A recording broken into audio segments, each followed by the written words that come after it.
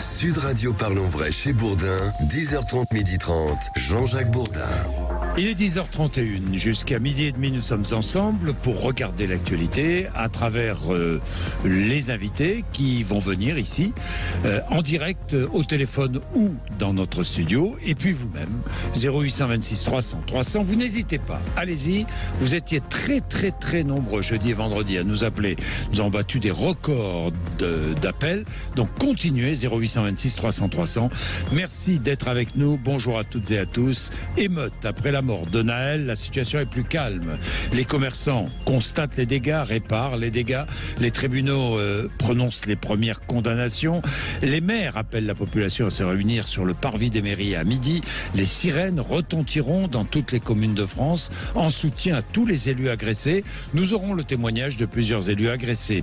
Ce matin, témoignage notamment encore du maire de Viry-Châtillon et puis de la police nîmoise. Un policier nîmois a été sauvé par son gilet pare-balles. Il a été visé dans le ventre par une balle de 9 mm.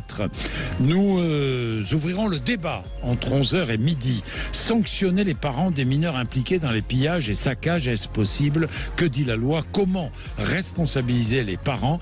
30% des interpellés depuis mercredi ont moins de 18 ans. Les mineurs ont souvent le sentiment qu'ils ne peut rien leur arriver juridiquement parce qu'ils sont mineurs précisément. De quoi parlerons-nous encore? De cette cagnotte lancée en soutien aux policiers soupçonnés d'avoir tué Naël. Est-ce une provocation? Est-ce ajouter de l'huile sur le feu? Là encore, vous prononcez 0826 300 300. Un pompier décédé dans la nuit en luttant contre l'incendie de plusieurs véhicules dans un parking souterrain de Saint-Denis, mais il n'y a pas de lien avec les émeutes, expliquent les sapeurs-pompiers de Paris. Il est 10h33. Merci d'être avec nous. Vous savez que vous pouvez écouter votre émission en direct tous les matins, ce n'est pas compliqué, la radio 99.9 à Paris en Ile-de-France, sur l'application Sud Radio, sur le site sudradio.fr, Facebook Live, la chaîne YouTube de Sud Radio, et puis sur le site sudradio.fr en podcast, sur l'application Sud Radio, podcast, Apple Podcast, Spotify, Deezer, évidemment, vous n'hésitez pas à nous appeler 0826 300 300. Nous avons besoin de vous dans un instant. Nous allons prendre Rémi Alonso, qui est le porte-parole d'Alliance Nationale, le syndicat de police, à propos de ce policier qui a eu la vie sauve grâce à son pare-balles à Nîmes. Mais tout de suite, dans quel monde on vit avec vous, Félix Mathieu? C'est inhabituel pour un dimanche à Grenoble. Le palais de justice était exceptionnellement ouvert jusqu'à très tard hier soir. Le tribunal correctionnel jugeait une trentaine de pilleurs et d'émeutiers en comparution immédiate. Moins de 30 ans pour la plupart, souvent avec un casier judiciaire encore vierge. De jeunes habitants de l'agglomération grenobloise défilent à la barre. Il a fallu dédoubler la salle d'audience dans la nuit de samedi à dimanche. Souvent cagoulés, ils ont fracassé des vitrines et des rideaux de fer pour se servir dans les magasins. Les Galeries Lafayette de la ville, par exemple, estiment s'être fait voler 368 000 euros de marchandises. Quelques prévenus prétextent avoir voulu participer à une marche silencieuse en hommage à Naël, marche qui aurait ensuite dérivé vers du pillage d'opportunités. Alors la présidente s'agace. Dès 20h, on n'est plus sur une manifestation de soutien, on est d'accord. Alors pourquoi êtes-vous resté après? Est-ce qu'il y a besoin d'une cagoule pour rendre hommage? La plupart de ces émeutiers expliquent s'être laissés emporter par l'ambiance en train de dégénérer. Je n'ai pas réfléchi, j'ai suivi, lance l'un d'eux. J'ai été tenté, renchérit un autre. Le procureur avait averti qu'il serait sévère. Ce ne sont pas des actes isolés, mais des pillages en réunion, en meute, dit-il. Les prévenus ont finalement eu des peines de 3 à 6 mois de prison, ferme ou avec sursis. Il est 10h35. Merci d'être avec nous. Rémi Alonso, bonjour. Bonjour. Vous êtes porte-parole départemental Alliance Police Nationale dans le Gard, Rémi Alonso. C'est en rentrant chez lui samedi matin qu'un policier de la BAC s'est aperçu qu'une balle de 9 mm était logée dans son gilet pare-balles. C'est bien cela ? Non, pas tout à fait. En fait, c'est en reprenant son service la nuit suivante qu'il s'est aperçu qu'il y avait un trou dans son gilet pare-balles, et en touchant à travers la housse, il s'est aperçu qu'il y avait une ogive qui était logée dans le gilet pare-balles. Voilà, la veille, il avait pensé avoir pris une pierre au niveau des côtes. Une pierre au niveau des côtes, il a senti le coup. Oui. Et en fait, c'était une balle de 9 mm. Tout à fait. Alors, cette dernière a dû être tirée d'assez loin, vu l'impact limité que ça a eu dans le gilet pare-balles. C'est pour ça qu'il a pensé que c'était une pierre qui lui avait été jetée et non pas un coup de feu. Après, vu la distance, on peut supposer aussi que c'était pas l'abdomen qui était visé, mais plus la tête. Et la balle perdant de la vitesse, elle a perdu de la hauteur et l'a frappé au niveau de l'abdomen. Cette balle a été tirée dans la nuit de vendredi à samedi, quartier Pisevin à Nîmes. Tout à fait. Elle a été tirée lorsque mes collègues intervenaient sur l'incendie et le pillage de la direction départementale des territoires et de la mer à Pisevin. Bien, j'imagine rétrospectivement la peur de ce policier. Écoutez, tout à fait. Le premier soir, il était très bien. Le soir où il s'est aperçu de l'impact, il était très bien. Je l'ai eu hier longuement au téléphone. Et déjà, psychologiquement, il était un peu plus atteint. Alors après, il faut savoir que c'était le troisième sur la colonne. Il y avait 2 collègues devant lui. Donc cette balle est passée entre les 2 collègues pour venir l'impacter à lui. Oui. Une enquête est ouverte, j'imagine, pour essayer de retrouver celui qui a tiré, celui ou celle, mais c'est celui sûrement qui a tiré, Rémi Alonso. Tout à fait. Il y a une enquête qui est ouverte pour tentative d'assassinat sur dépositaire de l'autorité publique. Bien. Rémi Alonso, comment ça s'est passé hier soir à Nîmes? Plus calme? Alors hier soir, oui, ça a été beaucoup plus calme. Il y a eu 4 interpellations de jeunes qui brûlaient des poubelles dans le secteur de Vacquerolles et qui les avaient amenés contre une école. Mais à part ça, il y a eu quelque chose sporadique à la ZUP, mais ça a été grosso modo une nuit beaucoup plus calme. Merci Rémi Alonso, merci pour les faits. Il est 10h38, vous êtes sur Sud Radio. Allez-y, vous témoignez après tout ce qui s'est passé depuis vendredi, depuis jeudi, même depuis la mort de Naël, mardi. C'était mardi dernier, déjà presque 8 jours. Depuis tout ce qui s'est passé, racontez-nous quand on fait le bilan, plusieurs milliers de voitures incendiées, près de 1000 bâtiments détruits ou dégradés, 250 attaques de commissariats et de gendarmes, plus de 700 membres des forces de l'ordre blessés. Depuis mardi dernier, c'est le bilan qu'on peut faire aujourd'hui. Ça vous inspire des réactions. Allez-y, vous savez qu'entre 11h et midi, nous allons débattre, sanctionner les parents des mineurs impliqués dans les pillages et saccages. Est-ce possible? Que dit la loi? Comment responsabiliser les parents? 30% des interpellés depuis mercredi ont moins de 18 ans. Les mineurs ont souvent le sentiment qu'il ne peut rien leur arriver juridiquement parce qu'ils sont mineurs. On en parle, on parle de ce sujet et d'autres. Vous n'hésitez pas, 0826 300 300, je vous attends. Les maires en première ligne. Nous allons dans un instant appeler le maire de Charly, 4471 habitants. C'est près de Lyon, dans le Rhône, Olivier Arrojo. Devant chez lui, une torche en feu placée devant son portail. Il va témoigner. Il est là avec nous dans 2 minutes, 10h39. Jean-Jacques Bourdin. Il est 10h43. Vous témoignez de ce que vous avez vécu depuis plusieurs jours, votre sentiment sur tous ces événements qui se sont produits dans de très nombreuses communes de France. Et puis les maires visés. Nous sommes avec Jean-Marie Villain, le maire de Viry-Châtillon, en région parisienne. Jean-Marie Villain, bonjour. Bonjour. Merci d'être avec nous à Viry. L'école maternelle Les Bleus a fait l'objet d'un départ d'incendie. Ça s'est produit quand? Ça s'est produit dans la nuit de mémoire de jeudi à vendredi. Du coup, on est tous un petit peu décalés sur les jours, pour tout vous dire. Oui. Tout simplement, une vitre cassée avec un pavé. 3-4 individus, semble-t-il, sont entrés à l'intérieur, ont arrosé d'essence toutes les classes. On fait une première tentative de mettre le feu dans une première classe. Ils l'ont fait ensuite dans le périscolaire. Et fort heureusement, on a une alarme intrusion qui a permis d'alerter instantanément nos services techniques qui sont venus sur place, qui ont vu très rapidement le feu et qui ont appelé les pompiers qui ont été, comme d'habitude, ultra rapides et ont éteint l'incendie quasiment immédiatement avec finalement peu de dégâts du feu, mais beaucoup avec l'eau et puis avec une école complètement impossible à accueillir les enfants pendant 4-5 jours. On va malgré tout essayer de le faire pour demain ou au plus tard jeudi, de façon à ce que les enfants ne finissent pas l'année scolaire ailleurs que dans leur classe. Les symboles républicains sont ciblés, Jean-Marie Villain. Hôtel de ville, école, bibliothèque, médiathèque, police municipale. Les symboles républicains sont ciblés, ainsi que les élus de la République. Les maires, les conseillers municipaux, Jean-Marie Villain, Évidemment, tout le monde pense au maire de la Haye les Roses, que vous connaissez bien.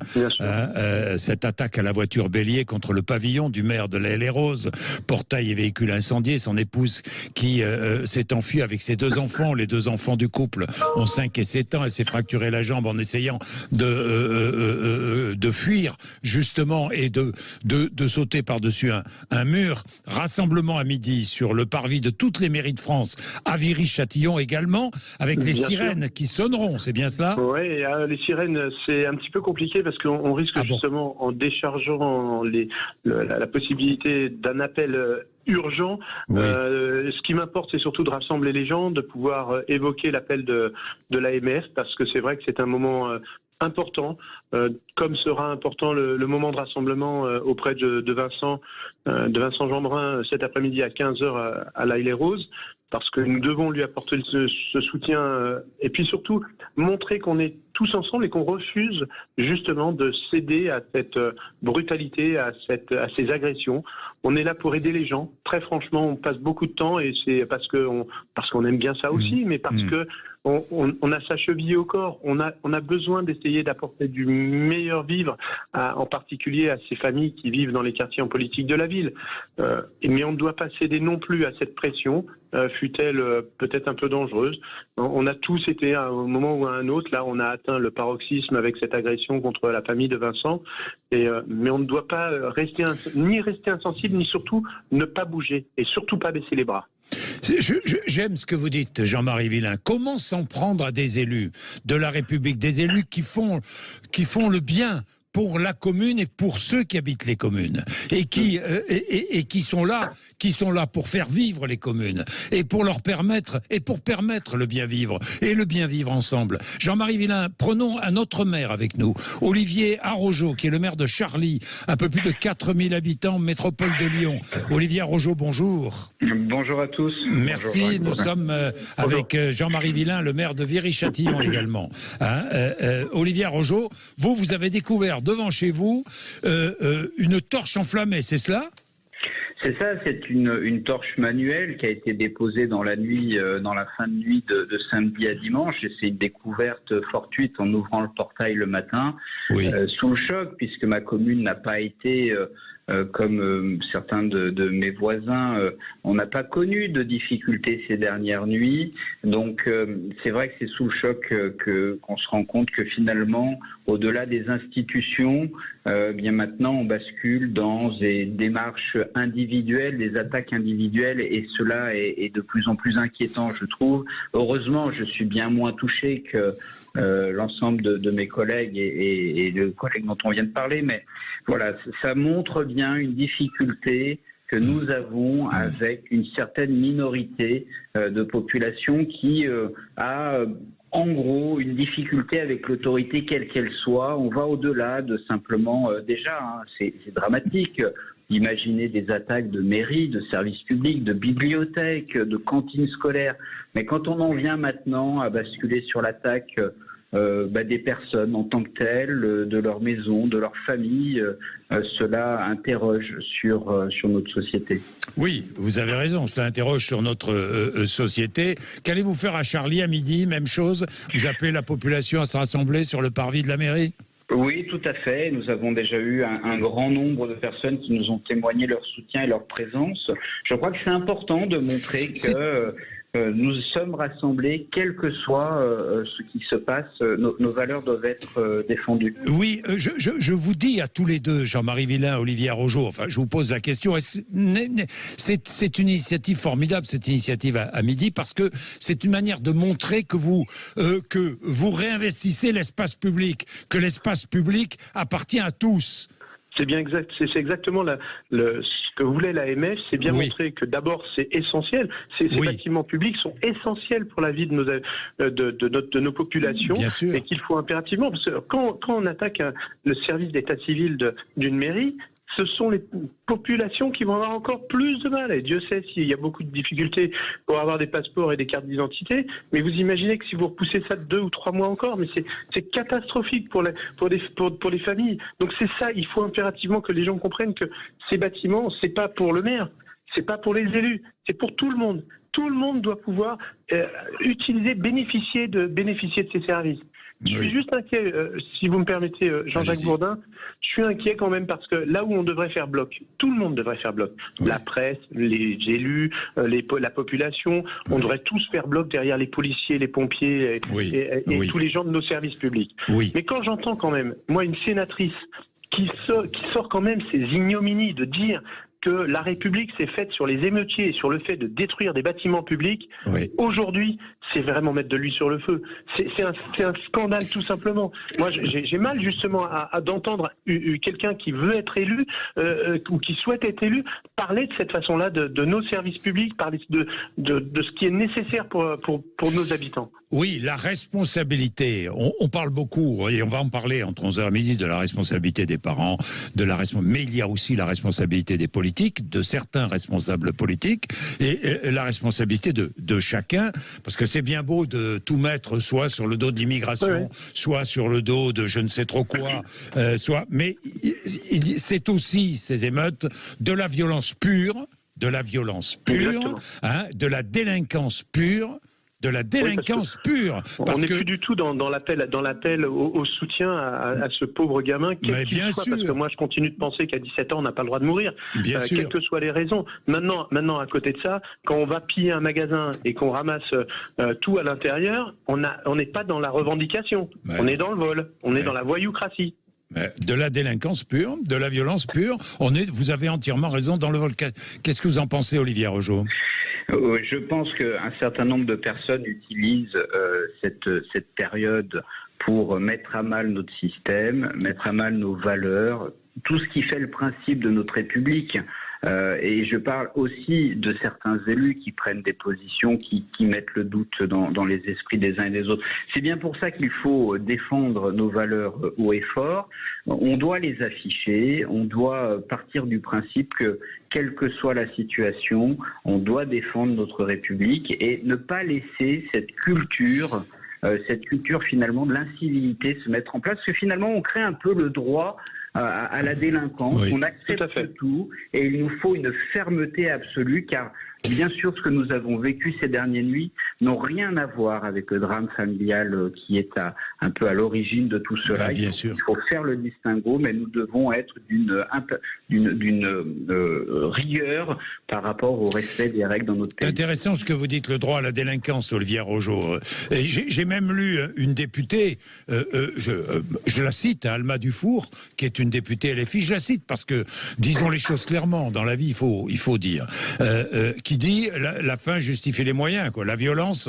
comme cette candidate au sénatorial qui annonce que les émeutes, c'est finalement, ça va reverser peut-être la 5e République.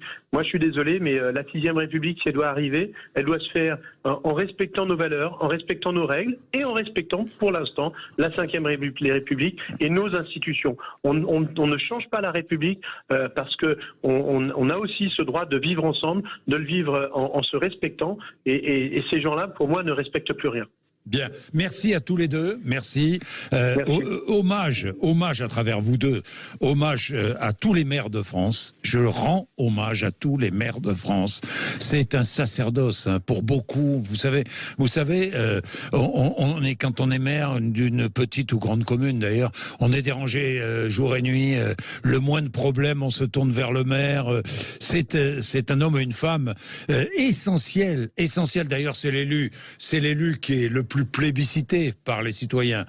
C'est pas un hasard, c'est pas un hasard. Merci à tous les deux. Merci pour tout ce que vous faites à travers vers vous, tous les maires de France, donc rassemblement. Alors je lance un appel 0826 300 300 à tous nos auditeurs qui ont peut-être envie de s'exprimer, qui eux-mêmes irez-vous tout à l'heure sur le parvis des mairies, irez-vous au soutien de tous ces élus, vous nous dites. Les symboles républicains sont ciblés parce que c'est vrai qu'on a oublié depuis malheureusement cet homme, on a oublié la mort de Naël, on a oublié le départ de tout cela. Maintenant c'est passé à toute autre chose. Maintenant on en profite pour détruire. Le plaisir de détruire, c'est la société dans laquelle nous vivons, la violence dans laquelle nous vivons, le plaisir de détruire, éprouver un plaisir de détruire. Et puis il y a le vol. On en profite, c'est l'opportunité. On est là, on passe, tiens, on voit un magasin ouvert, détruit, qu'est-ce qu'on fait ? On entre dans le magasin, puis on vole ce que l'on peut voler. C'est ça aussi, malheureusement, la société. Et d'ailleurs, on vole quoi ? On vole des objets de marque. On vole quoi ? On vole chez Apple, on vole chez Nike, on vole, mais c'est la société de consommation. C'est ça, la société de consommation. Mais oui, c'est la société dans laquelle nous vivons. Il est 10h55. Et pardon, mais en plus, chacun jette de l'huile sur le feu. Je parlais de cet élu LFI qui explique que la violence est légitime. Puis je parle aussi de cette cagnotte lancée en soutien aux policiers soupçonnés d'avoir tué Naël. C'est une provocation, c'est une façon d'ajouter de l'huile sur le feu également. Mais tout cela, ce sont des volontés politiques. Dites-vous bien que derrière les uns et les autres, il y a une volonté politique. Or, là, pardon, mais on dépasse la politique. Demain, d'ailleurs, entre 11h et midi, j'ouvrirai un débat sur les responsabilités politiques. Ça va être intéressant. Et vous allez intervenir. 0826 300 300. Il est 10h56. Jean-Jacques Bourdin. Il est 11h03. Merci d'être avec nous. Allez, nous allons ouvrir le débat. Ouvrir un débat qui est déjà ouvert dans de nombreux foyers, qui est déjà ouvert publiquement ici ou là, à propos des responsabilités. Alors, demain, nous parlerons de la responsabilité des politiques. Après les émeutes, ça s'est un peu calmé, ça c'est même pas un peu, ça s'est calmé la nuit dernière, des émeutes qui ont embrasé la France depuis 5 jours. On est bien loin maintenant de la mort de Naël et de la réaction à la mort de Naël. On est passé à une délinquance pure et dure avec ces pillages, ces saccages, ces incendies, bâtiments publics et commerces privés. Nous allons ouvrir le débat sur la responsabilité des parents. Est-ce que ce sont peut-être en partie, ils sont peut-être pas en partie responsables, peut-être pas. Justement, c'est le débat que nous allons ouvrir. Est-ce un débat que l'on doit ouvrir ? Sanctionner les mineurs impliqués et leurs parents, comment responsabiliser leurs parents? Ce sont des questions que je pose. Les mineurs ont souvent le sentiment qu'il ne peut rien leur arriver juridiquement parce qu'ils sont mineurs. Ça existe aussi. Nous allons en parler avec nos invités. Il est 11h04. Alors, Adama Camara devait être avec nous. Il sera là au téléphone dans un premier temps parce que il est dans les embouteillages. Johan Joussoum, secrétaire confédéral de la Confédération syndicale des familles, est avec nous. Bonjour. Bonjour. Merci d'être avec nous. Et puis maître Morad Falek, avocat au barreau de Paris, est aussi avec nous. Bonjour maître. Bonjour. Merci d'être avec nous. Alors, sur la responsabilité des parents, j'ai vu les réactions là encore des politiques, notamment du président de la République qui en a parlé, du garde des Sceaux qui a rappelé certaines choses. Est-ce que on peut ouvrir ce débat sur la responsabilité des parents? Dites-moi. Alors, parce que 30% des interpellés sont des mineurs. Hein? Effectivement. Alors, effectivement, c'est les chiffres. Johan Joussoum, qu'est-ce que vous pensez? Johan, pardon. Johan, pas de problème. C'est effectivement les chiffres qui ont été recensés par la police. Avant ça, il nous semble quand même important de dire que les actes policiers sont absolument inexcusables. D'abord, c'est la première chose. La deuxième, c'est de dire que la réaction face à cet événement est en partie inexcusable également. quand on s'attaque à effectivement des Restos du Cœur, des Aldi dans certains quartiers qui sont pour certaines familles les seuls endroits où on peut faire les courses à pas cher, il y a une réelle problématique. Ce qu'il faut dire, c'est que sur les quartiers, on est, si on devait prendre une métaphore, on est sur des braises, et à la première étincelle, il y a un feu, et évidemment, ça s'embrase. Avant ça, et avant de parler des parents, nous, ce qu'on dit, c'est qu'il y a sur le quartier quand même des dispositifs qui fonctionnent. Il y a des associations, il y a des centres sociaux, il y a des enseignants, il y a des éducateurs qui font le travail et qui sont vraiment à pied d'œuvre pour faire vivre correctement ces territoires, parfois exclus de la République. Et donc, c'est important de leur dire qu'ils font un travail magnifique et ils se sentent aujourd'hui découragés aussi, ces personnels-là. Et donc, nous, on leur dit continuez le travail et on dit aussi mais où sont passés les moyens ? Où sont passés les moyens pour ces territoires de la République ? Où sont passés... Enfin voilà, il y a les services publics qui désertifient certains territoires politiques de la ville. Voilà, donc ça c'est l'analyse globale. Voilà, l'analyse globale, les responsabilités sont multiples. Évidemment qu'elles sont multiples. On va pas montrer du doigt un tel ou une telle. Les responsabilités sont multiples. Là, je vais ouvrir le débat sur la responsabilité des parents. Où est-elle ? Est-ce qu'ils sont en partie responsables du développement ? La société, dans son ensemble, ça veut rien dire la société, en même temps ça veut tout dire, c'est de la délinquance, bien souvent, malheureusement depuis jeudi, c'est de la délinquance pure et dure à laquelle on assiste. Qu'est-ce que vous en pensez, maître Morad Falek ? Est-ce qu'on peut ouvrir le débat sur la responsabilité des parents ? Oui, on peut l'ouvrir. Est-ce qu'on doit l'ouvrir ? Alors, oui, moi je l'ouvre ce matin. Je pense qu'il faut aujourd'hui tout poser sur la table, mais il faut être très très raisonnable. Depuis 5 jours, ce que nous vivons est très particulier. Un événement dramatique, le décès d'un jeune homme, d'un gamin de 17 ans, et un fonctionnaire de police mis en examen et écroué en prison pour un homicide volontaire. C'est un meurtre, c'est rarissime. Il est soupçonné. Il est pour l'instant mis en examen. Mis en examen et il doit bénéficier de la présomption d'innocence. Excusez-moi de rappeler les principes. Exactement. Mais c'est suffisamment rare pour rappeler que la justice a fait son travail. Qu'on le veuille ou non, la justice a fait son travail. Bien sûr. Et le nombre de personnes depuis une semaine, mais de tous bords, absolument de tous bords, qui s'évertuent à rajouter au drame des âneries, je trouve pas d'autres mots, des analyses complètement hallucinantes, on arrive à des situations dramatiques. Alors sur la responsabilité des parents, d'abord, judiciairement, il y en a une. Il faut le rappeler, il faut rappeler à la loi. Les parents, et c'est pas nouveau, sont responsables civilement du fait de leurs enfants mineurs. Ça veut dire que dans quelques temps, dans quelques mois, quand les dossiers seront avancés et que on demandera des comptes aux parents, ce sont des indemnisations importantes auxquelles les parents auront peut-être à faire face, et ça va être difficile eu égard au quartier. Bien, maître Morad Falek, nous allons regarder la loi de près pour savoir exactement quelle est la responsabilité pénale des parents légale. Il y a plusieurs articles du Code pénal, notamment l'article 227-17-17 du Code pénal qui précise la responsabilité des parents. Mais auparavant, vous savez qu'ici les auditeurs sont invités à réagir et sont prioritaires. 0826 300 Samir, par exemple, qui nous appelle de Vénissieux, dans la métropole de Lyon. Bonjour Samir.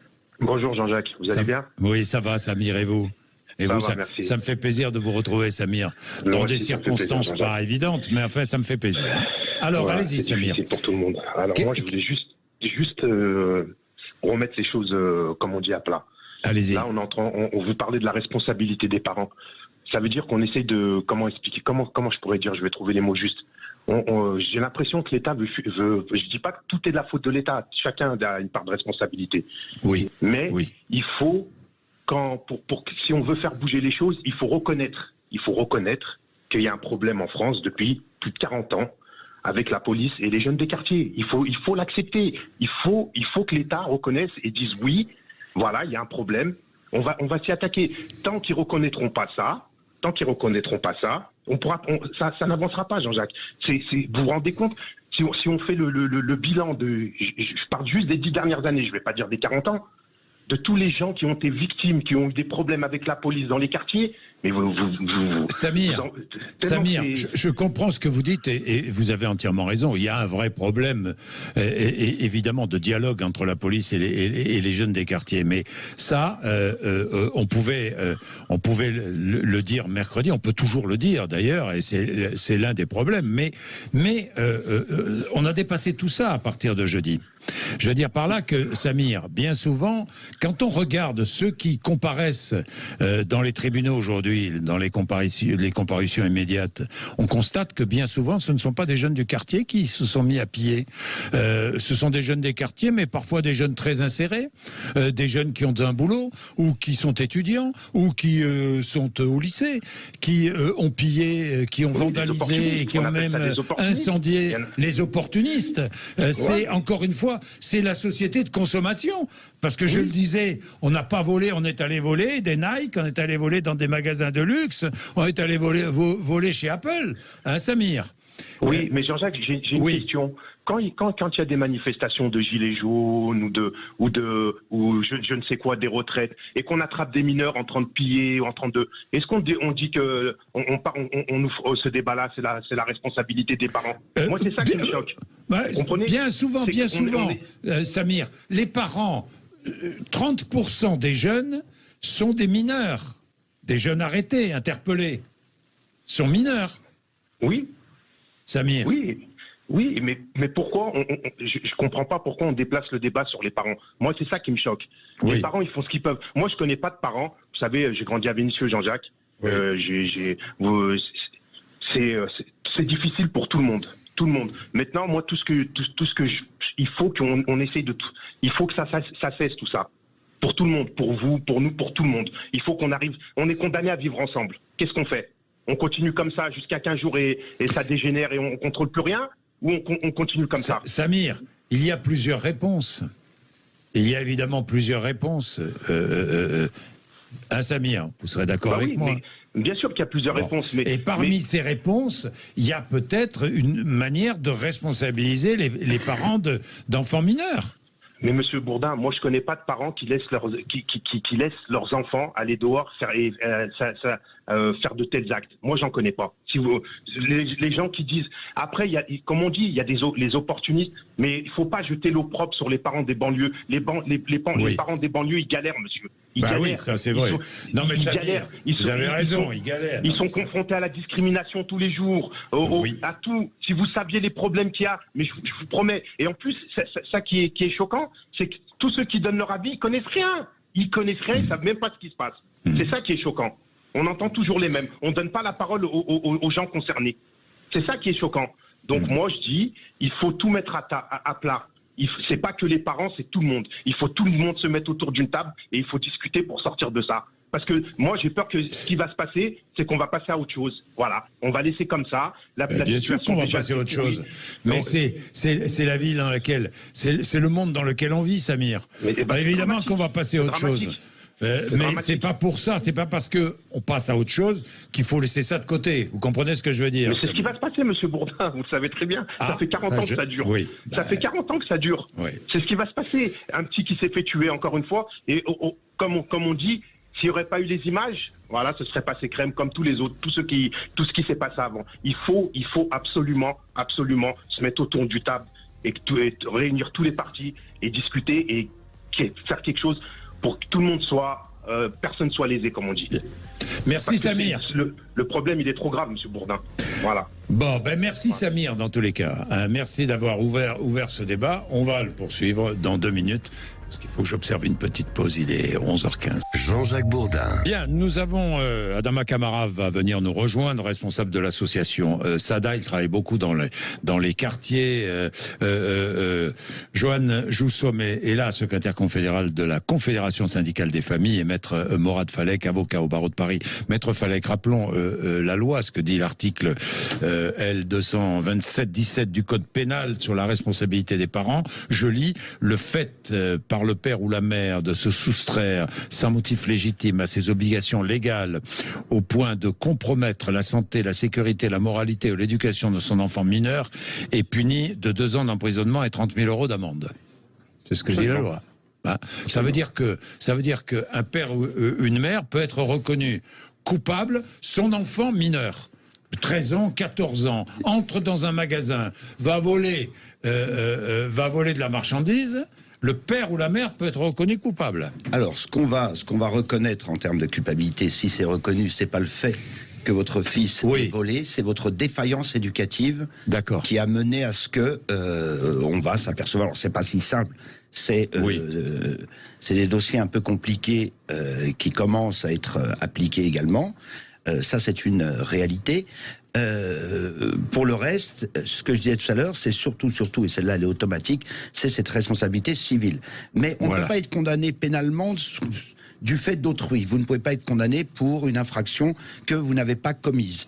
Donc l'infraction, c'est pas le vol indirect qui va condamner, c'est la défaillance éducative. C'est la défaillance éducative. Voilà, où vraiment vous avez compromis, mais jusqu'à moralement et jusqu'à la santé de l'enfant. Alors, si vous permettez, je veux juste replacer. J'entendais votre auditeur tout à l'heure dire les gens ne savent pas de quoi ils parlent. Je veux quand même le préciser. J'ai grandi à Nanterre. J'ai grandi dans ces quartiers et j'ai même grandi dans le dernier bidonville à la naissance, le dernier bidonville sur la ville de Nanterre, qui était le bidonville de la folie.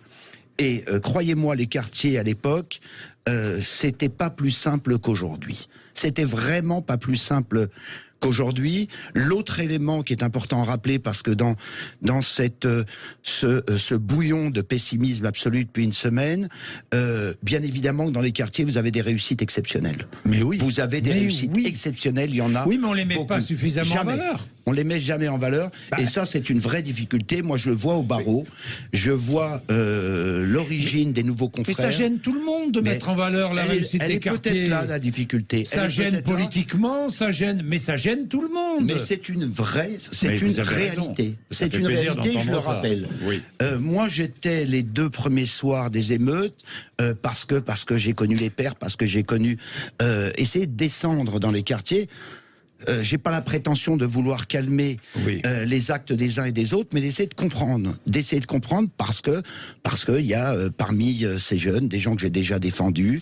Nous étions en audience jeudi et vendredi. La vraie difficulté dans cette affaire-là, c'est que les temps ont changé. Tout a changé. Mais bien sûr. Le poids qu'avaient nos parents. Je parle parce que quand vous êtes issu, comme je le suis, de l'immigration, mais directe, ce que je veux dire, c'est que c'est mon père et ma mère qui ont immigré. Il y avait un positionnement des parents où, croyez-moi, et vous m'excuserez la trivialité du propos, vous ne bougez pas une oreille. Non seulement vous ne bougez pas une oreille, mais l'appel au respect de la société était fondamental. Alors, qu'est-ce qui a changé? Moi, j'ai pas Ça s'est délité. Mais totalement. Et pourquoi? Alors le pourquoi, c'est socialement, vous avez toute une série de nouveautés. Moi j'ai une certitude et je parle de ça depuis plus de 30 ans maintenant. L'école ne remplit plus sa mission comme elle l'a fait avec nous. Alors on a appelé ça l'ascenseur social, on appellera ça comme on veut. Moi je le dis, je le répète, j'ai jusqu'à aujourd'hui... c'est une défaillance du service public au sens large du mot. Oui, on n'a pas seulement l'école. Puis vous avez, et il faut le dire, un véritable abandon des terrains. Ça, je pense qu'on est à peu près tous d'accord depuis des décennies. Vous êtes d'accord? Bonjour, déjà désolé du retard. Non, c'est avec les bouchons. Merci d'être venu quand même. Hein. Non, on est ça, là quand même, merci. Ça vous honore. Maître Forad Falek, vous avez entendu ce qu'a dit? Oui, j'ai entendu. Je suis quand même un peu d'accord avec ce qu'il dit. Vous connaissez parfaitement tous ces quartiers. Oui. J'ai grandi, j'y fréquente et aujourd'hui je travaille aussi beaucoup. Garges-les-Gonesse. Voilà, Garges-les-Gonesse. les Gonesse, la sensibilisation autour des bagarres des rixes interquartiers. Donc le Val d'Oise, Garges-les-Gonesse. Oui, qu'est-ce que je dis ça? Oui, c'est pareil. Vous avez raison. Et malheureusement, moi quand j'entends, voilà, il y a la responsabilité des parents. J'ai l'impression que tous les parents sont démissionnaires quand je l'entends. Et moi, je me demande et je me pose une question parce que j'ai beaucoup de familles monoparentales, même des mamans. Qui sont dépassés par leur enfant, qui n'ont pas honte de le dire des fois, qui viennent me voir et qui viennent voir des personnes qui disent « Mon fils ne m'écoute pas. Mon fils, quand je lui dis de ne pas sortir, mon fils sort. Il peut même me bousculer. J'ai besoin d'aide. » Donc on va quand même condamner cette maman? Moi, je pose la question. Donc, ok, on vous dit la responsabilité des parents. C'est une réalité. Mais les parents vont devoir payer l'acte de leur enfant. Déjà, au niveau du tribunal, au niveau de l'argent, quand il y a, voilà, il y a de l'argent à payer. Vous dites ça parce que j'ai vu les Républicains qui demandent la suppression des allocations familiales pour les parents d'enfants mineurs délinquants. Mais moi, en fait, on propose quoi comme solution? C'est la question. C'est qu'on fait de la répression, de la répression, de la répression. On sanctionne des parents, mais à quel moment on trouve des solutions pour aider ces parents? Parce que moi, je suis désolé, il y a ok, ce qui s'est passé, c'est très grave. Déjà, la mort du jeune Naël, c'est très grave. Ce qui s'est passé derrière, c'est très grave. Les premières victimes de ce qui s'est passé, c'est aussi nous. Parce que moi, quand je parle aux jeunes et quand on va dans les quartiers, on leur dit, mais les gars, ce que vous êtes en train de brûler, on en aura besoin dans 2-3 semaines. Et dans 2-3 semaines, une fois que la pression sera redescendue, on va tous se regarder et on va se dire, ah ben mince, on a fait n'importe quoi. À quel moment on sanctionne les parents quand il y a du harcèlement, quand il y a d'autres choses qui se passent hors des quartiers? Moi, j'ai l'impression quand ça touche un peu les quartiers populaires, ça tape fort, parce qu'il faut taper fort. Et il y a aussi tous ces mots nuisibles, ensauvagement et compagnie. Donc à un moment donné, on est tous citoyens français, on le dit tous, toujours, mais moi, je propose qu'on trouve des solutions au lieu de sanctionner les parents. Est-ce que la sanctionner des parents, c'est une solution? C'est la question qu'il faut se poser. Moi, je vous la pose, cette question. Bien, alors, non, mais vous avez raison, vous avez raison. On va prendre 2 auditeurs et ensuite, je continuerai à vous donner la parole, bien sûr. Chantal, qui est dans les Pyrénées-Orientales, bonjour. Oui, bonjour. Monsieur Bourdin, et bonjour vos invités. Tout simplement que quand on met des enfants au monde, on en est responsable jusqu'à 18 ans. Nous sommes en France. Et peu importe le niveau social et le quartier dans lequel nous acceptons. Depuis tout petit, on éduque nos enfants. Moi, je suis une grand-maman. J'ai éduqué ma fille éduque son fils. Je dis pas que c'est la panacée, mais enfin, il y a quand même un sens normal. Il y a cette fatalité, maintenant, j'ai 69 ans, il y a cette fatalité que l'on dit, oui, mais vous comprenez, voilà, il y a les réseaux sociaux, il n'y a pas qu'un couffin. Un gamin de 6 ans, il n'a pas besoin d'avoir un téléphone à l'école. Un gamin de 15 ans, non plus. Mon petit-fils a 14 ans, il a son téléphone cette année, il n'a que 4 numéros dessus. Et il n'a pas accès à Internet ni quoi que ce soit. Je ne dis pas que c'est le pain béni du ciel, nullement, bien au contraire. Mais il faut être responsable, tout bêtement. Mais ça, Chantal, tout le monde sera d'accord. Le problème, c'est que parfois, et je rejoins ce que dit Adama Camara, parfois c'est difficile, quand on a une maman seule, de s'opposer à son ado.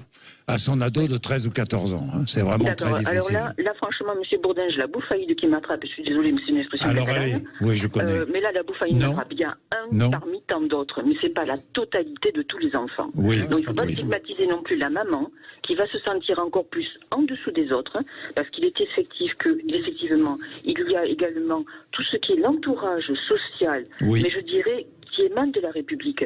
Les acteurs sociaux, pas forcément ce que vous recevez, nullement. Mais par exemple, personnel, quand j'ai aidé des personnes, parce que nous faisons partie d'une association, eh bien, j'ai trouvé devant moi un sport national qui s'appelle le balancer de patates chaudes. C'est à celui qui s'en rembera le plus le truc. Et le problème réside tout le temps et augmente de dossier en dossier. On n'a jamais la même personne devant nous. Il faut chaque fois raconter l'histoire. Oui, ça c'est vrai. Ça fait partie de l'inconscient collectif et de l'abandon collectif. Merci voilà. Chantal, merci. Je vais prendre Joël tout à l'heure. Oui, vous vouliez dire. Qu'est-ce que vous vouliez dire, au-delà de la maman seule, etc., il ne faut pas non plus oublier, il y a l'effet de groupe. Hein. Parce que ce qui s'est passé au début, c'est clair que c'est par rapport au décès de Naël, mais après, il y a aussi beaucoup de défis au niveau des réseaux sociaux. Ce que je disais, parce que ma ville, ici, on a brûlé la mairie, on a saccagé ce magasin. On va faire aussi bien que le quartier voisin. Parce qu'on sait qu'après, médiatiquement, on va parler de notre ville. Oui. Donc ça aussi, c'est une réalité. Ça fait partie des réalités. Les personnes qui pillent, qui ont pillé, il y a des vidéos qui tournent sur les réseaux sociaux, ne sont pas forcément des gens des quartiers populaires. Hein. Mais c'est ce que je disais. C'est des personnes qui sont là, à visage découvert, comme s'il y allait avoir aucune sanction. Ils viennent, ils vont piquer des montres, ils vont piquer tout et n'importe quoi. Et après, derrière, comme si ce qu'ils faisaient, c'était pas grave. Donc il y a aussi une grosse éducation à faire au niveau des réseaux sociaux. Parce que les personnes, ils filment, on a l'impression, ils vont rien avoir. Moi, j'ai l'impression, là, on marche sur la tête. Moi, quand je parle aux jeunes, je leur dis, mais vous dites pas qu'il va y avoir des conséquences dans les semaines à venir? Je ne vais pas monopoliser la parole, mais bon, même si j'arrive en retard. Non, mais là, vous avez raison. Les conséquences arrivent. Ouais, les conséquences arrivent. Elles vont arriver, ça va être terrible. On va parler des conséquences, oui. Johan Jousseau. Oui, c'est important, effectivement, de ne pas globaliser et de tout centrer sur les quartiers populaires. Vous l'avez dit, c'est une question qui frappe tout le territoire. Et c'est aussi important de ne pas mettre tous les jeunes dans le même panier. Et c'est pareil pour les parents. Nous, on a énormément de témoignages dans notre association qui est quand même centrée sur les quartiers. Je rappelle que vous êtes le secrétaire confédéral de la Confédération syndicale des familles. Qui agit principalement aussi sur les territoires, quartiers politiques de la ville. Et les parents respectent aussi les lois de la République. Alors évidemment, il y a une petite minorité de jeunes qui vont... de jeunes et... un tiers de mineurs, donc le reste sont des non-mineurs quand même. Oui, bien sûr. C'est important de le dire. C'est aussi important de dire qu'il y a, entre guillemets, plusieurs catégories de mineurs, puisque demander à des parents d'avoir, entre guillemets, une autorité sur un jeune qui dépasse 15 ans, il faut quand même reconnaître que c'est compliqué. Je veux dire, les portes de l'appartement sont pas une prison, donc voilà. Et juste sur les quartiers politiques de la ville, parce que c'est aussi ces quartiers qui sont dégradés, il y a des moyens qui sont mis, mais c'est majoritairement des moyens sur le bâti. Nous, ce qu'on souhaite, c'est mais le moyens, c'est important. Le logement, c'est important. Oui, mais les murs... C'est même essentiel. Oui, certes, mais les murs n'ont jamais permis de... On est d'accord. Vous avez raison. Mais il faut mettre les moyens humains, en fait. Oui, aussi. Parce que le logement, c'est essentiel. C'est essentiel, et même ce que vous avez aussi dit tout à l'heure, ce qui est important, et même dans les quartiers populaires ou autres, il y a beaucoup d'associations qui œuvrent, qui font des belles choses. Bien sûr. Pour faire vraiment avancer les choses positivement, mais on les montre peu. On montre la banlieue que quand ça va pas. Et on parle des jeunes de la banlieue que quand ça ne va pas. Mais ça fait partie d'une réalité. On parlait de l'éducation, de l'école. Moi, je suis désolé, j'ai une collègue à nous, son fils, il s'est fait exclure. Pendant à peu près 4 mois, il n'était pas scolarisé. Donc si elle n'était pas derrière son enfant, à vraiment se battre, à s'en occuper, pendant 4 mois, admettons 3-4 mois, un élève il est déscolarisé, il fait rien, il va traîner dans le quartier. Comment on va remobiliser un jeune pour qu'il retourne après à l'école 3-4 mois après? Ça fait partie d'une réalité. Moi je pense que ce qui s'est passé, je pense que c'est un mélange de plein de choses qui se passent depuis des années, soit dans les quartiers populaires et ailleurs. Et ça a explosé. Il est 11h31. Allez, je vais te donner la parole à Maître Morad Falek et puis Joël aussi, qui a envie d'intervenir. Il est 11h31, à tout de suite. Jean-Jacques Bourdin. Bien, 11h34. J'ai vu ce qu'a déclaré le ministre de la Justice, Dupond-Moretti, qui dit lorsqu'un mineur sera déféré, un document sera remis à ses parents expliquant qu'ils peuvent être poursuivis. Ça peut les alerter. Oui. Pourquoi pas? Pourquoi pas si c'est Éric Dupond-Moretti, un mode de prévention, pourquoi pas? D'abord, faut le savoir. Alors, le hasard du calendrier fait qu'aujourd'hui, il y a une journée de grève des greffiers dans les tribunaux pour manque de moyens. La justice et je suis pas magistrat, je suis pas greffier, mais nous sommes tous dans le même bateau. Oui, mais Maître Morad Falek, aujourd'hui, il y a présentation justement d'un texte de loi améliorant la situation et prévoyant l'embauche de je sais pas combien de greffiers. Aujourd'hui, c'est qu'il y a déjà eu des éléments, notamment cette grille. On verra.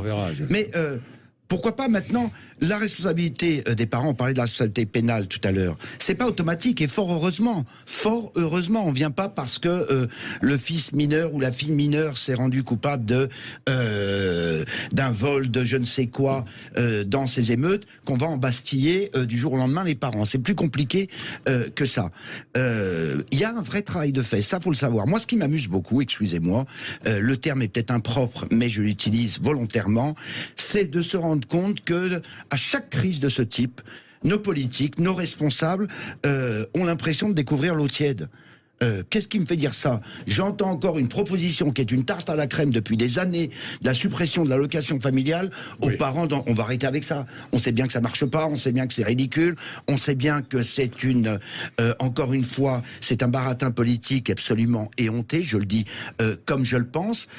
La réalité, c'est qu'il y a des parents qui sont en effet dépassés. Il y a des parents qui sont dépassés. Faut savoir, alors on parlait de mineurs 30%, il y a une particularité chez ces jeunes gens qui ont été interpellés et qui ont comparu pour beaucoup, on est des très jeunes mineurs. Il y a aussi des très jeunes mineurs.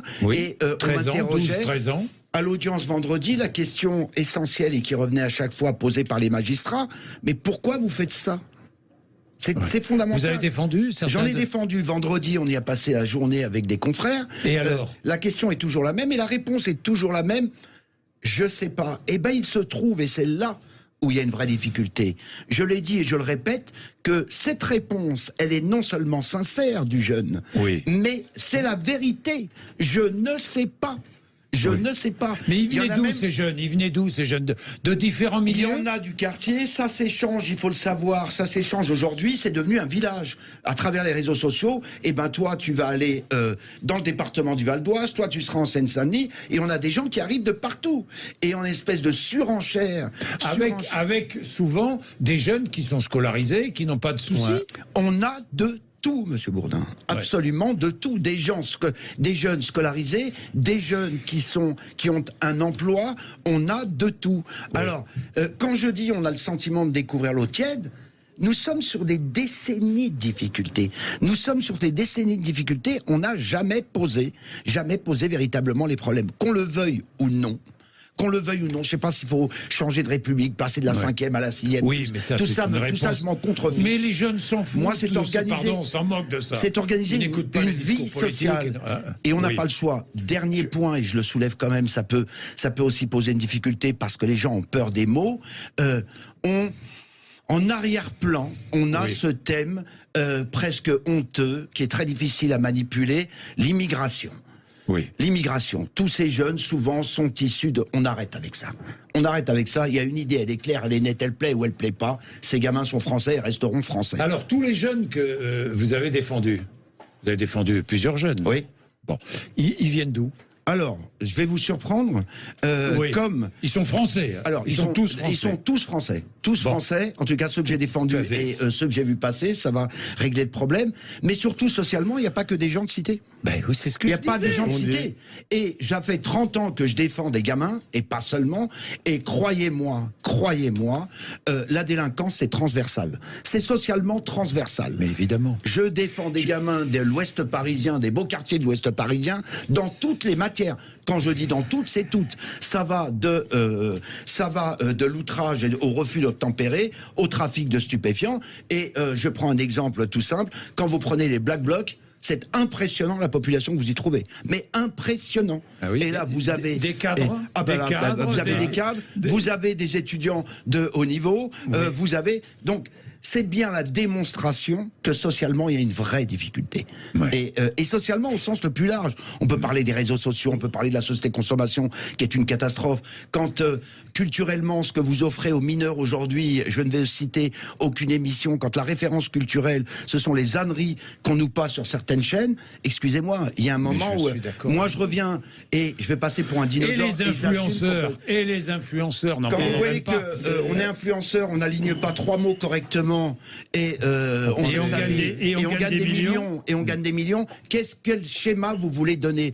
En plus, s'agissant des familles monoparentales, vous avez une autre difficulté. Je ne suis pas spécialiste de ces questions, mais nous le voyons tous les jours. La référence à une image paternelle disparaît de plus en plus. Le modèle que vous avez, alors je vais schématiser, mais c'est une réalité. Vous êtes gamin, vous avez des difficultés. On voyait à ma génération, le père allait au travail faire ce qu'il faisait le matin. Il y avait une espèce d'exemplarité qui peut-être existe de moins en moins. Je n'en sais rien. Je suis pas le spécialiste de ces questions. Oui, Adama Camara. Moi, je pense que il faut réparer la jeunesse, hein, parce qu'avec tout ce qu'on voit aujourd'hui sur les réseaux sociaux, les jeunes, comme même les moins jeunes aujourd'hui, toute notre journée, on a la tête baissée sur notre téléphone. Et ce qu'on voit sur notre téléphone, c'est quoi? Soit de la violence, soit du sexe, soit des belles voitures, soit des influenceurs, soit tout et n'importe quoi. Donc, comme il a pu le dire, maintenant leur exemple, c'est qui? Ce qu'on voit sur les réseaux sociaux, que ce soit sur TikTok, Instagram et autres. Donc, ils grandissent avec un idéal qui est « je veux devenir comme cette personne ». Donc aujourd'hui, la valeur travail, elle existe peu. Moi, j'ai l'impression, des fois, quand je parle aux jeunes, travailler, c'est devenu la honte. C'est terrible, hein. Et de tout milieu, hein. Oui, de tout milieu. Travailler aujourd'hui, c'est devenu, non, je veux être influenceur, ou je veux être footballeur, ou je veux être rappeur, ou je veux être je ne sais quoi. Donc, parce qu'ils ont l'habitude de voir ça. Aujourd'hui, je pense qu'il y a un gros travail à faire déjà sur la jeunesse à ce niveau-là, et au niveau de la justice. Parce que même au niveau de la justice, les jeunes ne connaissent pas ce que c'est la justice des mineurs. Ils ne connaissent rien. Et pour en finir, par rapport aux parents, les parents, ils sont déjà sanctionnés. Parce que quand un mineur il va commettre un délit, il va aller en prison, c'est qui paye l'amende? Monsieur l'avocat? Parents. Donc les parents, ils sont déjà sanctionnés. Donc là, de dire on va sanctionner encore plus les parents, je vois pas de quoi on parle en fait. Oui. Johan Joussoum. Ouais, je suis pas sûr que c'est en rétablissant une forme de patriarcat ou de modèle comme ça très ascendant qu'on va réparer la jeunesse, comme on dit. Moi, c'est pas du patriarcat. L'autorité du père et la mère. Non, mais c'est pas du patriarcat. Non, est-ce que bien sûr, c'est du patriarcat. Bien sûr. Donc on va continuer à laisser les jeunes grandir avec une mentalité des réseaux sociaux. Je dis pas ça. Je dis pas que ce qui se passe au niveau des réseaux sociaux c'est bien, etc. Je dis le sens de mon propos, c'est de dire qu'il faut donner aujourd'hui des responsabilités à la jeunesse et lui laisser la parole, mais par des éléments, par des choses très encadrées. Ça passe par quoi? Ça passe par exemple par des conseils municipaux de jeunes. Demandez aux villes si elles font des conseils municipaux de jeunes, soit elles leur donnent aucune responsabilité, soit elles en ont peur et elles le font pas. Donc il faut investir les jeunes de la vie de la cité, il faut les mettre au cœur des choses. C'est un peu de la théorie, non? Non, c'est pas de la théorie. C'est pas un conseil municipal de jeunes qui va résoudre les problèmes. Mais comment on les emmène?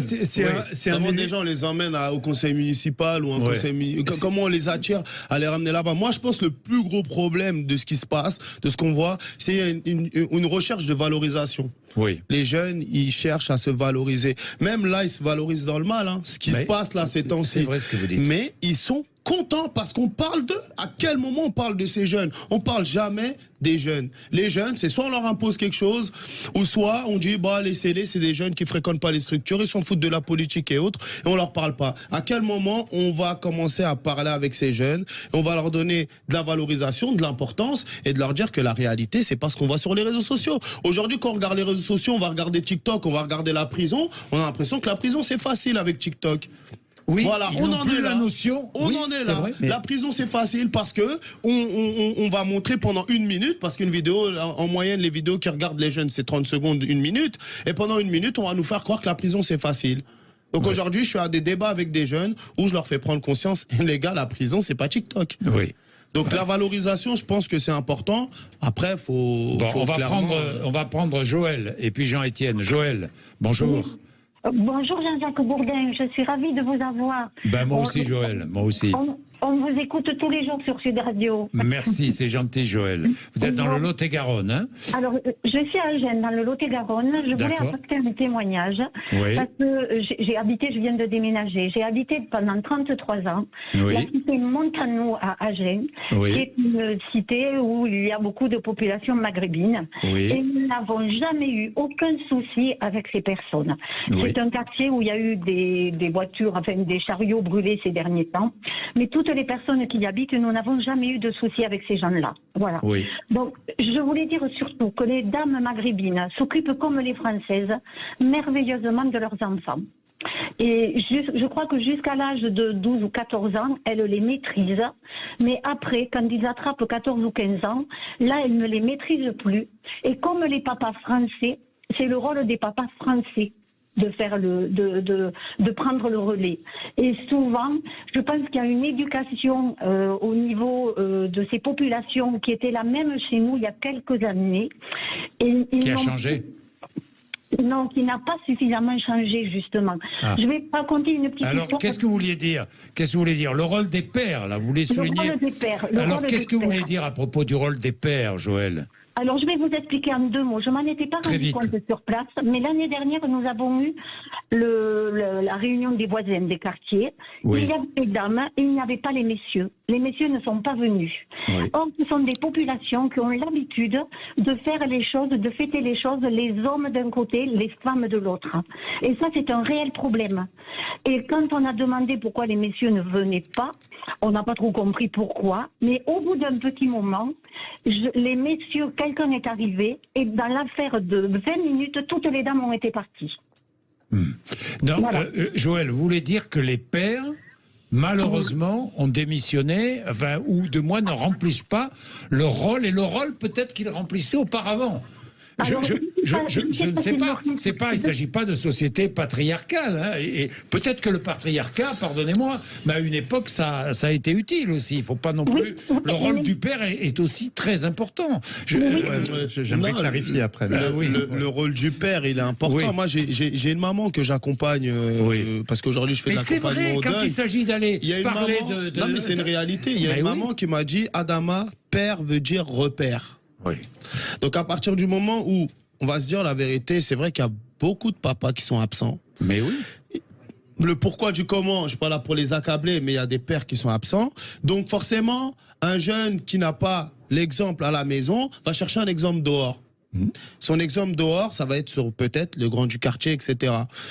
Et de là aussi, avec l'effet de groupe, l'influence des jeunes, parce que les jeunes, ils ont 2 comportements. Il y a le comportement à la maison, et il y a le comportement dehors. Et ça, il ne faut pas négliger. Parce que dehors, avec l'effet de groupe et tout ce qui va avec, le jeune n'aura pas le même comportement que face à sa mère ou à son père à la maison. Ça aussi, c'est une réalité. Donc moi, je pense que vaut mieux chercher à trouver des solutions au lieu des sanctions, pour ma part. Vous vouliez réagir ? Oui, après je fais la pub. Promis. Allez. Oui, je veux juste dire qu'aujourd'hui, on est dans une société où il y a 40% de familles recomposées, monoparentales, et il y a plein de formes de parentalité. Les modèles traditionnels ont bougé et de façon exponentielle, et donc il faut aussi inventer des solutions avec cette réalité-là. Je ne suis pas sûr d'ailleurs que les jeunes qui font des bêtises dans les rues, etc., sont que des enfants sans père. Je ne crois pas. C'est pas ce qu'on a dit. On n'a pas dit sans père, on a dit sans repère, sans repère. Mais bien sûr qu'il faut redonner... En fait, dans les écoles, organiser les rencontres entre les enseignants et les parents, et vous verrez qu'il n'y a jamais de père. Très peu de pères. À part dans les écoles, dans les quartiers un peu huppés, ou sinon il y a très peu de pères. Les pères doivent reprendre leur place, ça c'est une réalité. Ça c'est une réalité. Évidemment. Ils ont un certain nombre à déserter, ils doivent reprendre leur place, c'est évident.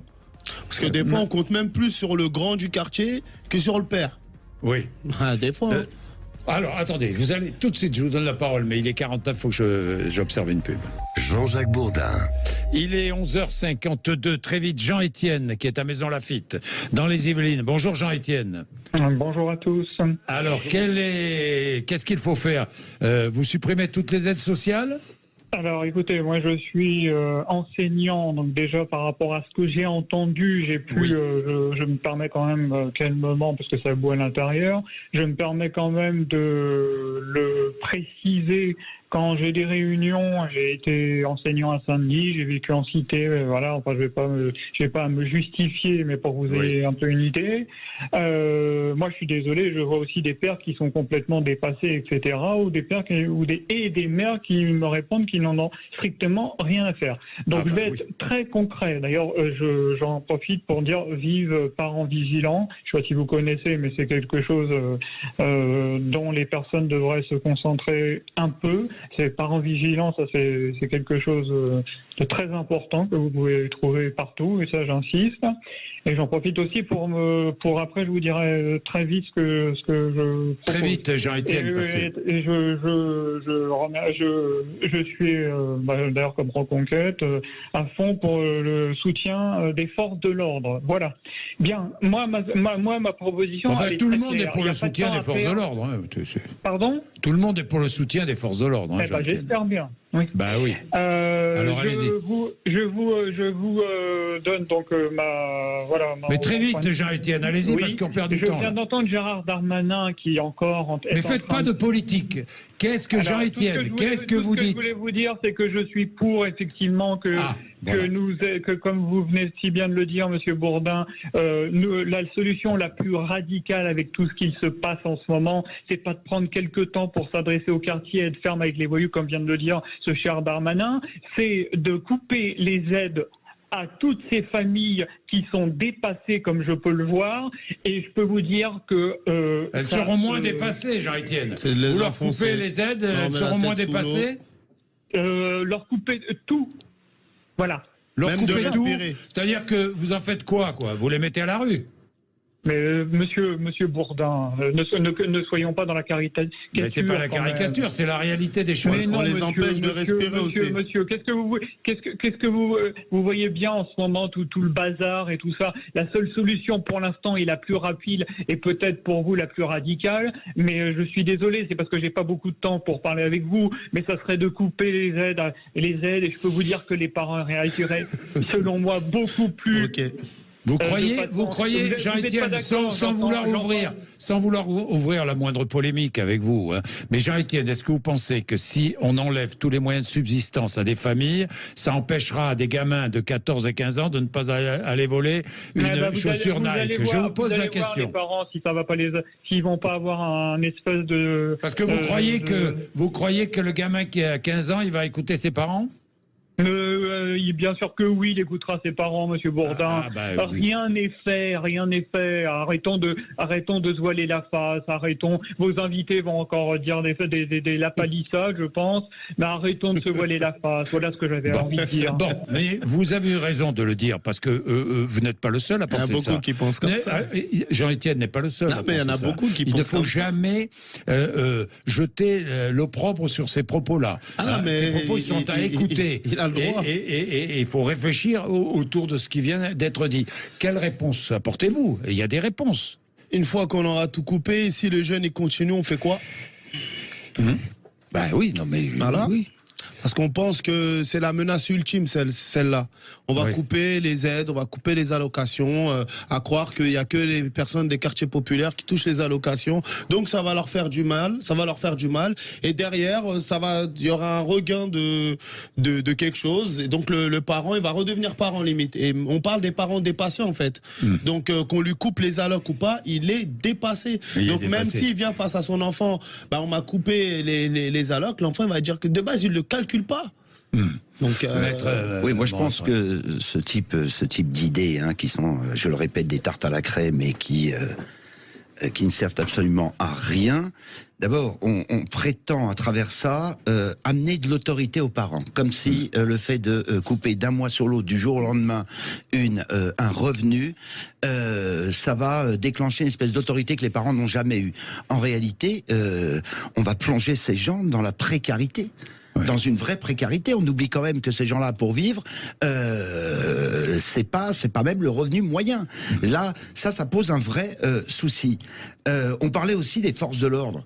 Le soutien aux forces de l'ordre. Moi, je rappelle quand même, il y a quelques années, un ancien président de la République a, dans des conditions humiliantes et lors d'une diffusion à la télé, expliqué que la police de proximité, ça servait plus à rien. Oui, et que c'était. Je ne veux pas faire de politique. Non, je ne fais pas de politique. Je dis simplement que ces forces de l'ordre, sachez-le, les forces de l'ordre, nous sommes avec eux tous les jours aussi. Oui. Tout le monde ne soutient pas ce qui s'est passé. Tout le monde n'est pas dans tel syndicat qui appelle à la répression absolue. Le vrai souci, c'est de renouer tous ces liens-là. On parlait des pères tout à l'heure. Les pères avaient des liens avec la police à l'époque, ce qui n'existe malheureusement un peu moins. Oui, c'est vrai. Un mot terminé très vite, 30 secondes, Joanne. Oui, alors très vite, on est en train de tomber dans un piège, c'est de laisser penser que les jeunes défaillants, entre guillemets, ce sont les jeunes dont les parents touchent les allocs. Ça, c'est grave. Laisser penser que si on coupe les allocs, ils vont s'arrêter, c'est encore plus grave parce que ça ne fera que s'aggraver. Je suis d'accord. Pour parler de la police de proximité, il faut aussi réinjecter des fonds dans les quartiers, sur les territoires, sur les associations qui font aujourd'hui, on les finance plus que par projet. Il faut du fonctionnement, il faut un fonctionnement global où on remet aussi la police dans une relation de proximité avec les habitants. Voilà, toutes les strates, que ce soit également au niveau des écoles, au niveau des centres sociaux, etc. J'ai tellement de choses à dire, mais... Merci, voilà. Mais oui, on pourrait faire 5 heures d'émission, je vous le dis tout de suite, avec les auditeurs. Merci à tous les trois d'être venus nous voir. Merci. Il est 11h59. Jean-Jacques Bourdin. Il est 12h08, nous allons revenir sur l'hommage rendu au maire, évidemment. Vous continuez à appeler 0826 300. Il y a des victimes dont on a parlé, pas suffisamment me semble-t-il, sont les commerçants. Oui, qui constatent les dégâts et qui réparent les dégâts, qui commencent à réparer les dégâts. Partons pour Marseille, où il y a eu de très gros dégâts. Je suis avec Guillaume Sicard, le président de la Fédération des commerçants de Marseille. Guillaume Sicard, bonjour. Bonjour. Est-ce que vous avez une idée du montant des pertes chez les commerçants marseillais? Difficile à chiffrer puisqu'on commence à avoir des propositions d'aide des institutions et c'est vrai qu'on est en plein chiffrage pour savoir quels sont les montants de ce qui a été dégradé ou des choses comme ça. Mais pour le moment, c'est un petit peu tôt lundi matin pour donner un chiffre exact. Alors la Chambre de commerce fait état de plus de 400 commerces vandalisés à Marseille. C'est exact, oui, c'est ce qu'on a comme chiffre.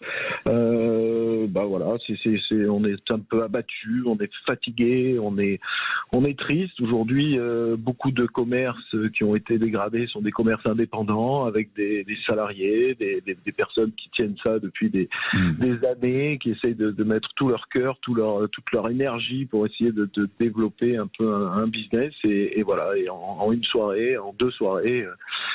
C'est l'apothéose, quoi. Donc oui.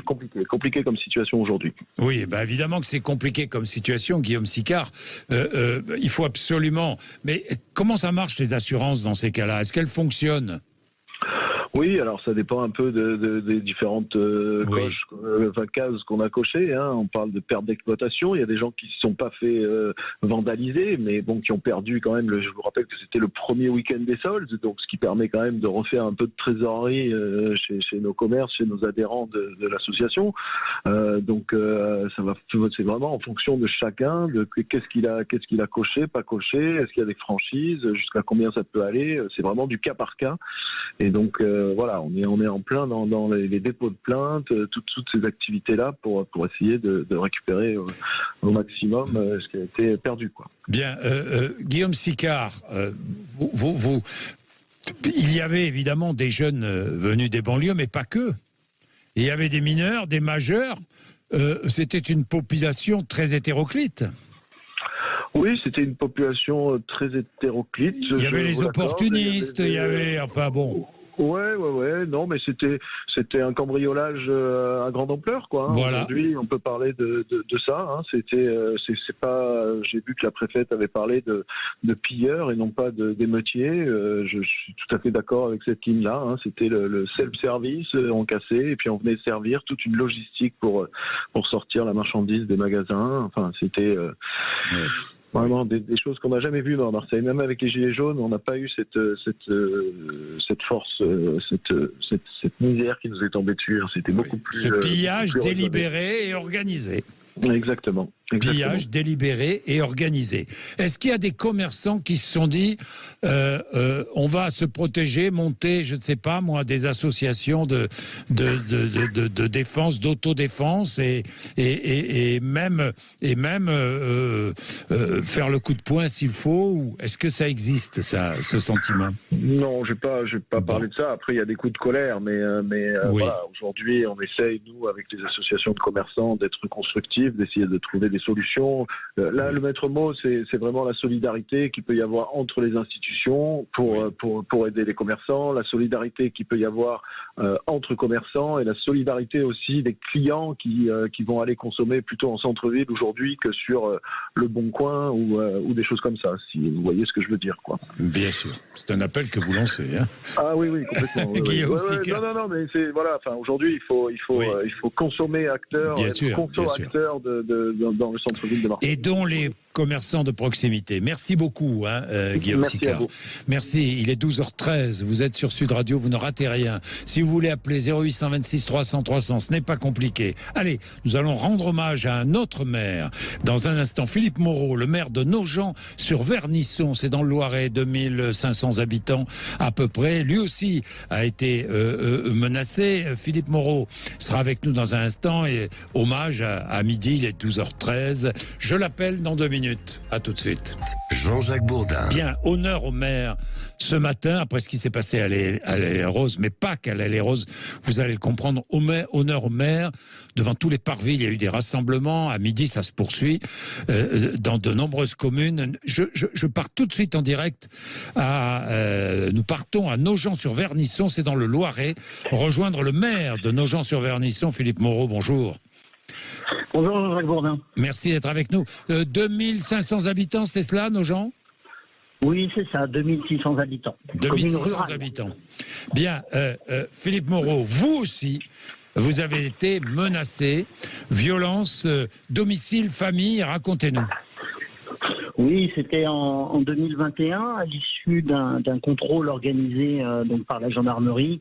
Comme à mon habitude, en proximité, je suis allé saluer les forces de l'ordre et malheureusement la nuit, donc une intrusion à mon domicile avec des jets de pavés faisant voler en éclats les carreaux et passant tout proche de mon épouse et de mon fils. Voilà. Donc le quotidien malheureusement parfois de maires entre les incivilités, les injonctions verbales et parfois on arrive à des actes plus dramatiques. Voilà. Est-ce que les auteurs de ces actes ont été arrêtés ? Non, malheureusement, ils n'ont pas été arrêtés, malgré un gros travail de la gendarmerie.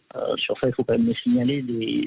La gendarmerie protège quand même les élus, mais l'ADN sur les pavés ou autres, non, ça n'a rien donné. Ça n'a pas parlé. Ça n'a rien donné. Non. Ça n'a pas parlé, comme disent les enquêteurs. Philippe Moreau, à Nogent-sur-Vernisson, 2500 habitants dans le Loiret, je n'imagine pas qu'il y ait pu y avoir des incidents depuis quelques jours. Non, depuis quelques jours, nous sommes passés fort heureusement à côté des incidents. La ville-maire de Montargis a été très sévèrement touchée, mais nous n'avons pas eu d'incident local.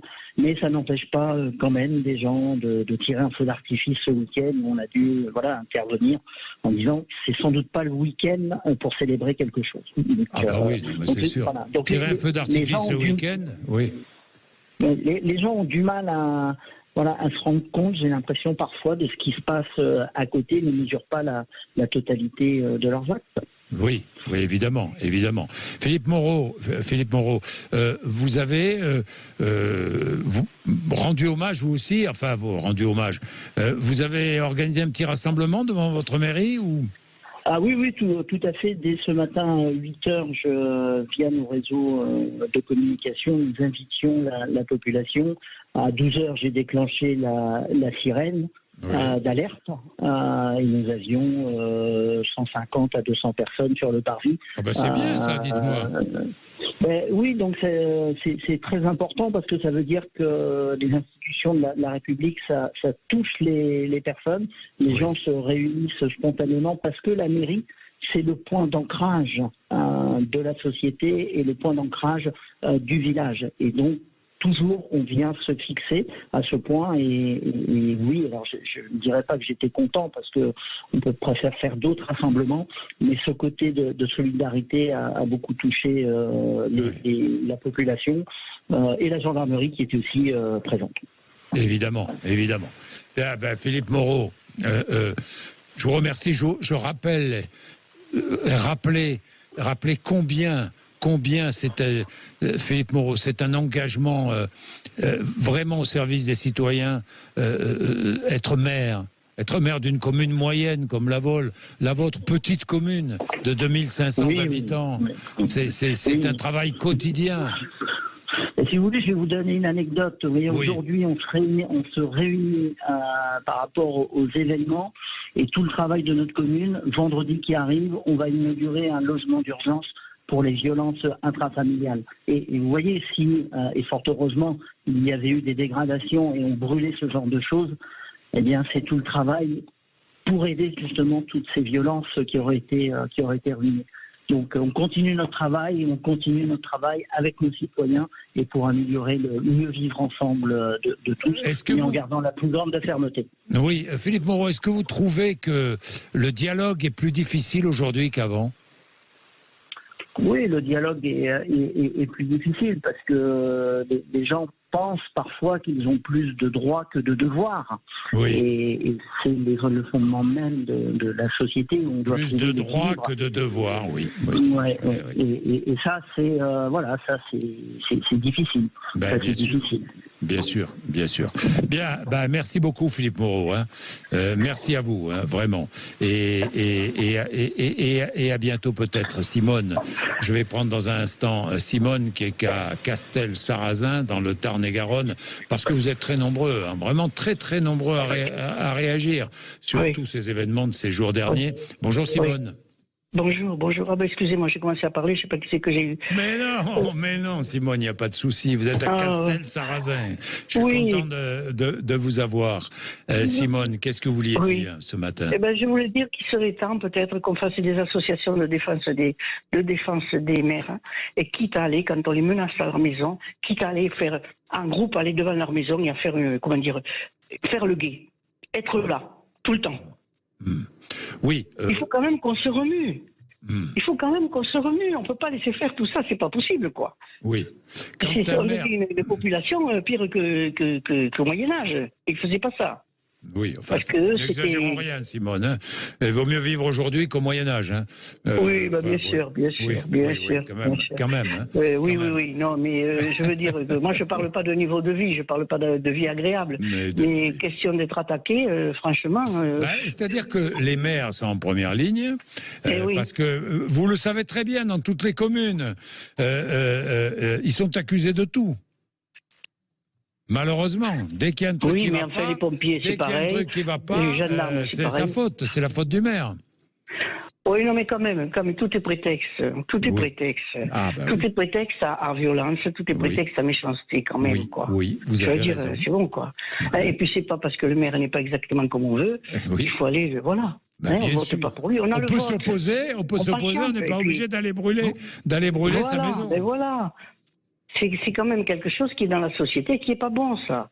Bien sûr. Et c'est pas bon. Et je ne sais pas comment on pourrait arriver à calmer en parlant, peut-être en arrêtant d'en parler trop, et peut-être en accent sur la vie, sur le fait que la vie n'est pas faite de violence. Il y a quand même il y a de l'amitié, il y a de l'amour. Oui, mais Simone, voilà. Vous avez vu que notre société a changé, évolué, Simone ? Eh oui. Je sais. Mais je sais, mais... Les repères ne sont plus les mêmes, hein? Oui, mais il faut quand même toujours parler d'amitié et d'amour, quand même aussi.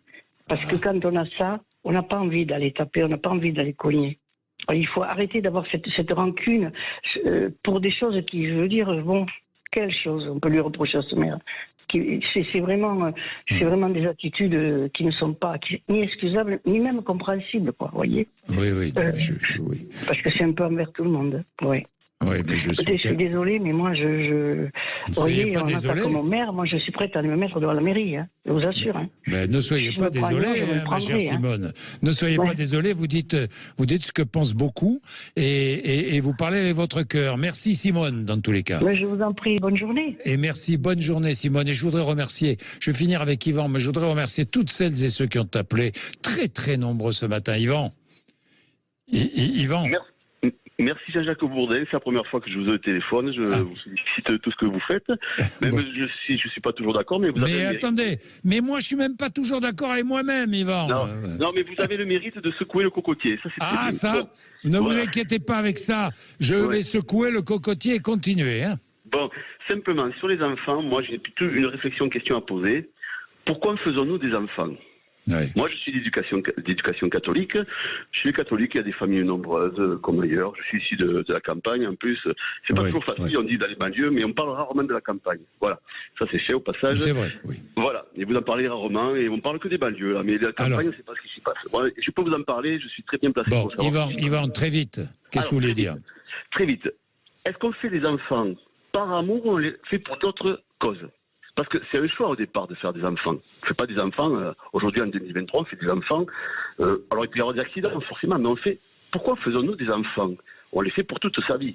Moi, je ne vais pas vous dire exactement ce que je fais. Je suis très bien placé pour savoir ce qui se passe quand on a des familles nombreuses et les sommes pharaoniques que ça représente. Voilà, je n'en dirai pas plus. Est-ce que ces sommes vont réellement aux enfants? Et à ce moment-là, il pourrait y avoir une bonne éducation. Ou est-ce que c'est pour les parents? C'est un débat que je mets sur la table. Oui, mais je comprends ce que vous dites. Une réalité. Je comprends ce que vous dites. Il y a des parents qui profitent. Oui, évidemment. Non, mais Yvan, c'est pas pour ça que ces parents-là, même s'ils n'étaient pas aidés, arriveraient à gérer leurs enfants. Hein. Non, mais ça, j'entends tout ça. Et tout le problème est là, Yvan. Oui, mais quand on aime ses enfants, on les aime dans la difficulté, on essaie de les accompagner. Je ne dis pas il y a des difficiles par moment, mais Yvan, moi, je suis le premier défenseur d'une autorité certaine quand on est parent. Seulement, Yvan, tout le monde n'est pas comme nous. Bien. Merci, Yvan. Je vous laisse. Merci à toutes celles et ceux qui ont appelé. 0826 300 300. Demain, je poserai la responsabilité des politiques dans cette affaire, parce qu'elle existe aussi. Beaucoup mettent de l'huile sur le feu. Il est 12h27, André Berkoff.